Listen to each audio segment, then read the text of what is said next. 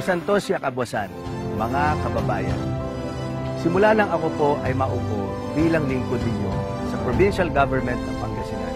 3 taon na ang nakalipas. Wala na po akong ibang hinangad kundi ang mapabuti ang buhay at estado ng lahat ng Pangasinense.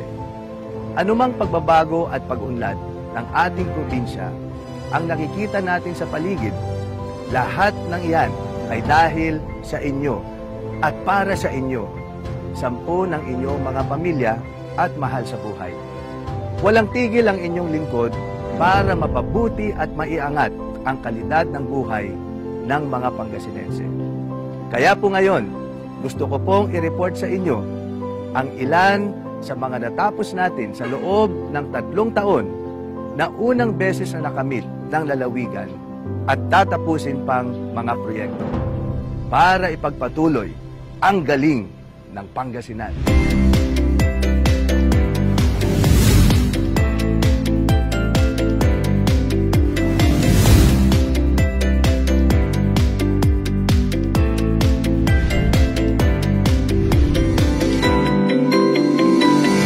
Isa sa pinagmamalaki kong programa, ang Government Unified Incentives for Medical Consultation o GIConsulta.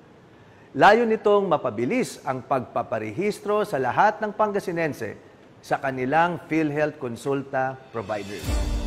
Handog ng konsulta plus GIConsulta ay libreng medical consultation, laboratory test at mga piling gamot para sa mga pasyenteng nangangailangan nito. Ang GIConsulta naman ay nagbibigay ng insentibo para sa pamasahe at pagkain ng mga pasyenteng magtutungo sa mga konsulta events, konsulta sa mga partner rural health units at sa konsulta ng mga ospital ng pamahalaang panlalawigan ng Pangasinan. Tikman na namin ko ang free CT scan po ninyo. Okay ba? Maraming salamat po. Totoo po ang GIConsulta. Ang GIConsulta, taon-taon natin i-renew yung konsulta nyo, yung pre-check-up. Mahigit 1 milyong residente na ang sumailalim sa PhilHealth Consulta plus GIConsulta ng probinsya ng Pangasinan.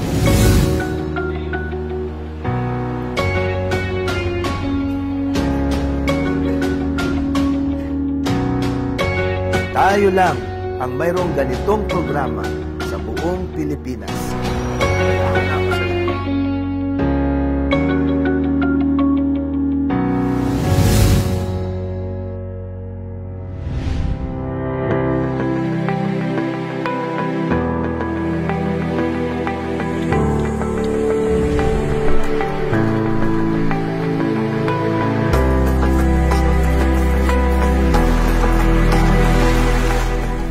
Asin is essential, lalo na sa pagluluto.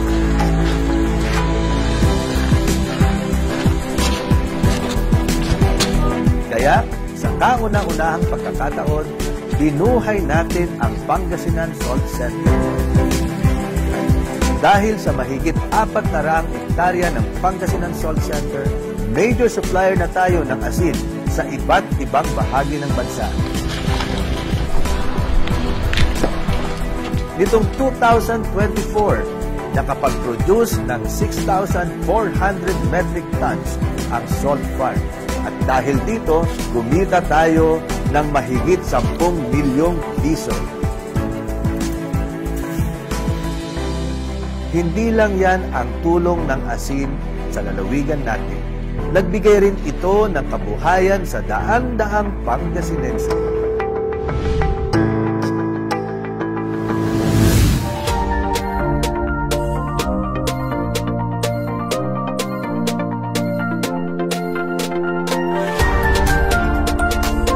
Isa pa sa pinagmamalaki ng mga Pangasinense ang bangus. Lalo pang lumago ang aquaculture sa lalawigan dahil sa Pangasinan Bangus Breeding and Hatchery Project na kauna-unahan sa probinsya. Kaya nitong mag-produce ng 100 million bangus fry at 48 million bangus larvae kada taon. Hindi lang yan, halos 40,000 mangingisda at operator ang makikinabang dito.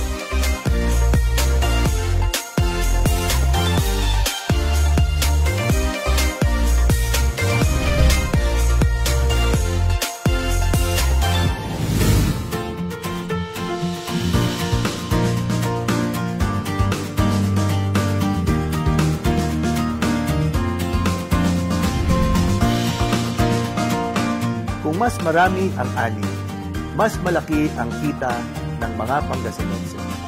Ito ang tulong ng corporate farming, lalo na sa mga magsasaka. Bukod sa palay, number 1 producer tayo ng mangga, mani at talong. Ang naging susi para maabot yan ay ang mas modernong pamamaraan ng pagsasaka at pagtatanim. Kaya naman, mas marami rin ang makakain ng mga kababayan natin.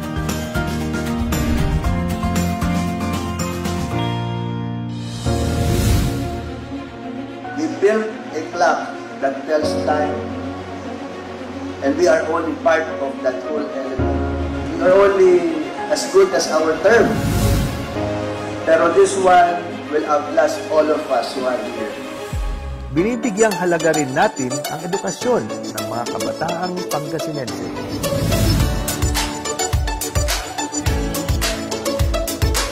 Dahil naniniwala tayong pinakamahalagang susi ito sa pag-unlad at pagbabago ng buhay ng bawat isa. 1 taon na mula nang maitatag ang Pangasinan Polytechnic College. Nakakapag-aral ng libre ang first batch na mahigit na 700 scholars sa napili nilang kurso. Bukod dito, patuloy ang pagtatayo at pagpapaganda natin ng mga paaralan sa ating lalawigan.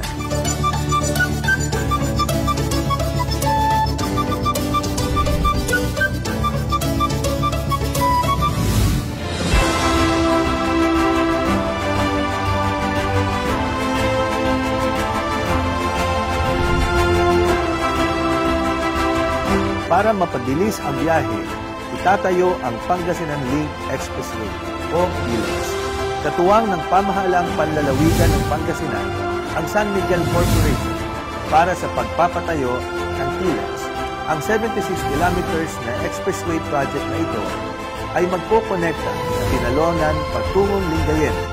Malaking tulong lalo na sa mga Pangasinense itong Pangasinan Link Expressway. Ngayon, 2 oras pa ang biyahe mula Lingayen at Binalonan. Pero kapag natapos na ang PLEX, magiging 30 minutes na lang ang biyahe. Nakapagpatayo na rin tayo ng mahigit 200 provincial roads and bridges.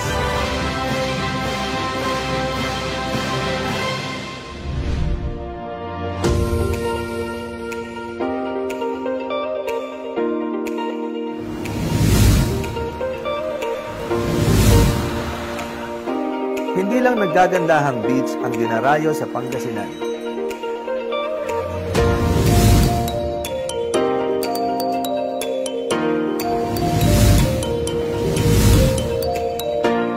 Nangunguna rin ito pagdating sa kultura.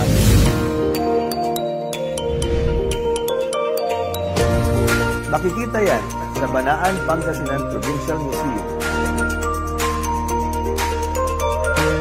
na nasa makasaysayang Casa Real sa Lingayen. Tuklasin ang yaman at ganda ng Pangasinan dito sa Banaan. Tampok dito ang iba't ibang artifacts, artworks, installations at interactive displays. Kabilang din ang museong ito sa itinuturing na legacy project ng aking administrasyon.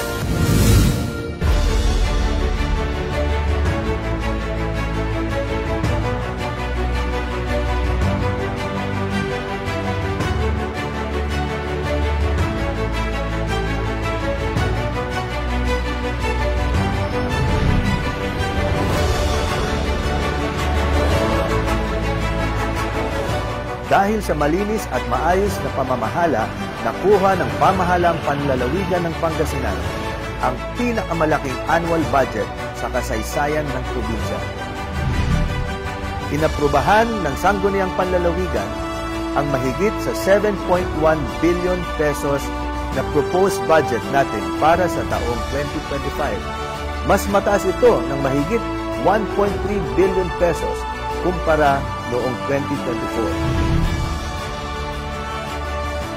Sa buong probinsya naman, mahigit 130 empleyado ang na-promote at nabigyan ng plantilla positions.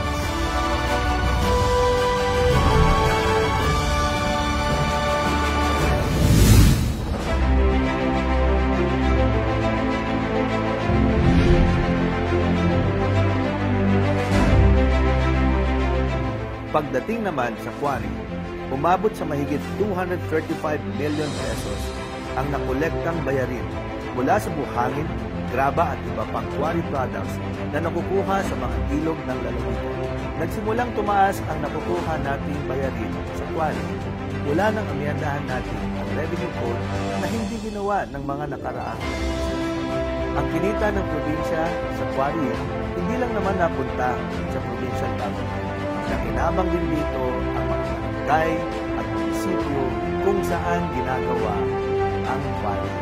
Mahigit 10 beses na mas mataas ang natatanggap nilang share mula sa mga.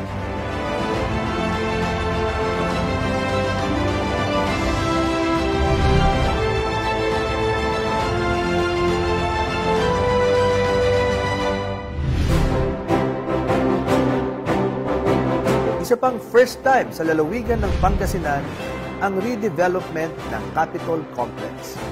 Magkakaroon ng 11-story Pangasinan Government Tower at bagong Pangasinan Convention Center. Sigurado ring bibisitahin ng mga Pangasinense at ng mga turista ang Pangasinan Reflecting Pool at Dancing Fountain.